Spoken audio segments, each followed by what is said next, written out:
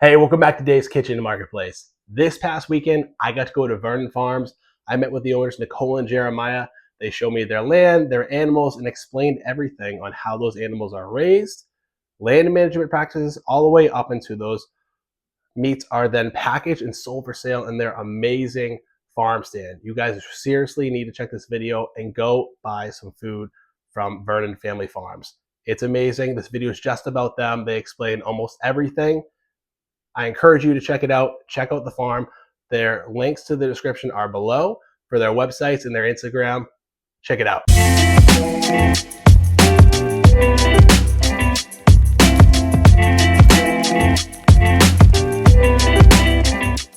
Hi, welcome to Vernon Family Farm. We're here in Newfields, New Hampshire. I'm Nicole Vernon. I'm Jeremiah Vernon. And we're excited to show you the farm store, so come check it out.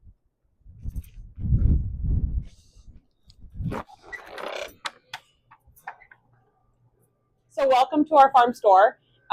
This beautiful, old, historic, what used to be a blacksmith shop, 11 years ago was converted into a farm store where people can have a one-stop shop experience for local food and purchase not only the food that we grow here at Vernon Family Farm, but also about 50 other local businesses and local family farms food as well. So it's a really nice way to be able to come and grocery shop in a manner that you are used to, but locally and with people that you're able to call your farmers. So here we are in front of some freezers that contain our product. We've got our non-GMO pasture-raised chicken, we've got our lamb, and we've got our pork. And all of our meat is frozen. We offer a very comprehensive selection of cuts, and Jeremiah is going to speak a little bit about the proteins that we grow here at Vernon Family Farm. So I'll start with chicken. We're majority a pastured chicken farm. So like as Nicole was saying, we do a lot of different cuts. So everything in this case was raised here on the farm. We have everything from broilers to ground chicken to chicken sausages, boneless breasts, tenders, thighs. The selection is pretty comprehensive. We make dog food out of the organ meats. And as Nicole said, all the food is frozen. That doesn't mean you can't use it the day you're going to make your meal. So I do most of the cooking in our house, and I'll just take a package, throw it in some water, and thaw it out, half an hour before I'm going to cook, and away you go with it. Instapots, obviously, people are cooking for stuff from frozen, so you don't have to even thaw it out. And then, as Nicole was saying, we also have our lamb and pork, and I think we're going to have a moment to walk around the field. We'll see some of the animals out there. But same idea, we use local processors to do a whole bunch of additional value adds. So we have all of our pork sausages, all the different cuts. We just had some pork processed, so we don't have our own bacon at the moment, but we usually have our own bacon in stock, ground pork, etc. And then the other thing that we do is really cool with all the meats is we do custom cutting. So if you ever want a whole or half animal, or if you're looking for a holiday roast, we'll work with you to try to get all that stuff figured out. We do have a beef selection. Right now it's not our beef. We buy it from other local farmers. Hopefully one day we'll have our own beef as a more steady thing as well. But right now we buy the beef in from other farmers. There's a trick in the commodity meat market, especially with poultry, where they hold the meat at, I want to say it's 28.8 degrees. So the meat doesn't fully freeze. It stays fresh. So when you get your Thanksgiving turkey at a market basket or something, that turkey was actually processed probably months ago, held at this fresh temperature, and then sold to you as a fresh turkey, even though it was actually been dead for a long time. So our meat is frozen basically right after it's processed. So it's the freshest it can be. It locks in that freshness. It holds it there. It's not just sitting in some random, or not random, but precise temperature for an extended period of time. We move through our product very quickly. So the product we have here, this batch of chickens will basically be completely sold out before the next batch of chickens is processed and put in. And the frozen meat, in my opinion, I think is actually superior to the fresh. It holds all that nutrients for longer. And like I said, most of these packages you can thaw out in 15, 20 minutes and then cook your meal. So it doesn't need to be some, month-long thawed out plan before you get your chicken and start cooking it.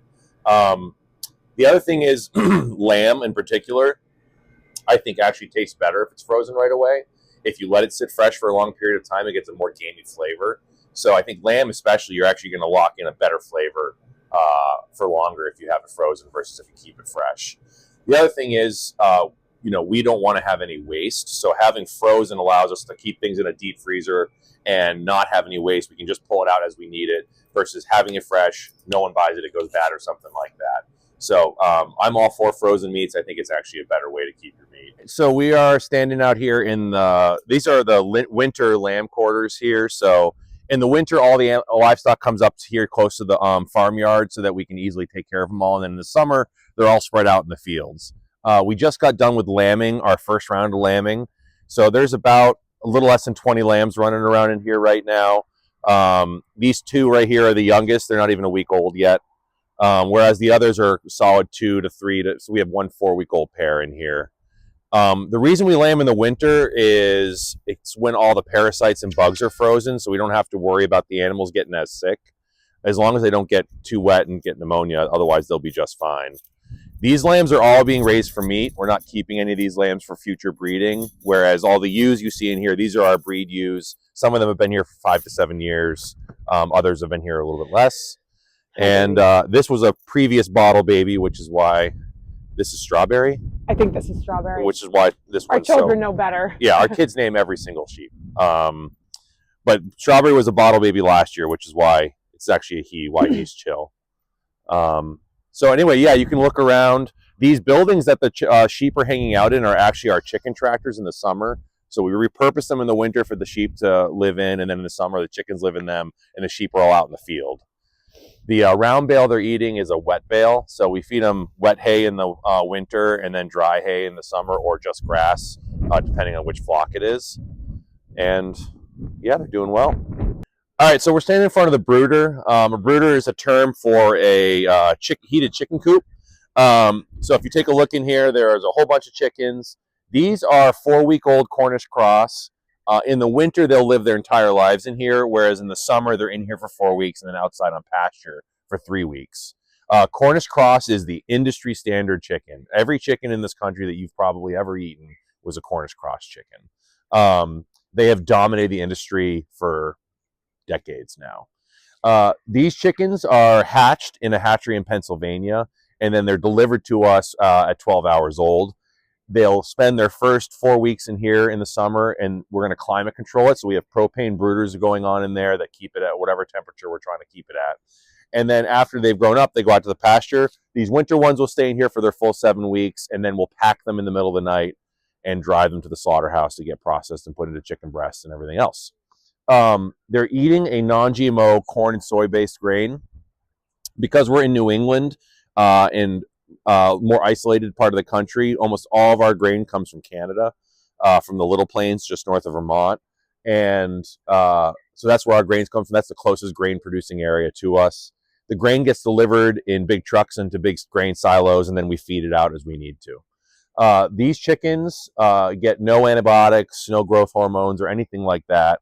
They're just raised here with fresh food and fresh water and as much clean air. And yeah, they're a happy chicken. These structures here are our chicken tractors, and a chicken tractor is sort of a term for a movable building that contains chickens. Obviously, there's no chickens in here right now, but in the summer, these are filled with chickens, about 150 chickens per house, and they're all in the fields, and we drag them around. There's no bottom, so the chickens get fresh grass and get clean air blowing through. There's normally front ends on them, but we're just replacing the front ends this year, so we took them all off. But there's doors and everything, so nothing can get in there. This way, our animals are all protected. The chickens are all protected out in the field from both predators, but also it keeps wild birds out, which helps prevent avian influenza. So these are the houses. We repurpose in the winter, lambing in them. And over here, you can see the what's left of these are called jugs. So these are where the sheep actually have their lambs in individual little boxes so that they can connect with their lambs and form that bond before they get put out in the main flock. We have 3 llamas in here. Bruce is the all brown one laying down, Zeus and Clay. And these are guard llamas, so we use them to guard the sheep in the summer when they're out at pasture. So we have game cams out here, and there's coyotes everywhere running around. And the coyotes would definitely prey on the sheep, but with a llama in each flock, we've never lost a single animal to a coyote. So the llamas are mostly just big and intimidating. They're not going to attack the coyote or anything like that. They're also a perimeter animal, so they walk the perimeter of their fence line, just sort of patrolling. And they're very sensitive and alert, so they just sort of notify the flock if they see something. So that's why we have the llamas.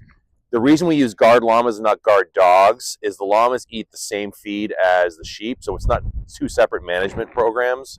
And also, guard dogs bark a lot, and I'd rather not make our neighbors unhappy by a barking dog going on all the time. So the llamas are quiet, they do their thing, and they're awesome. All right, so we just took a tour of the farm.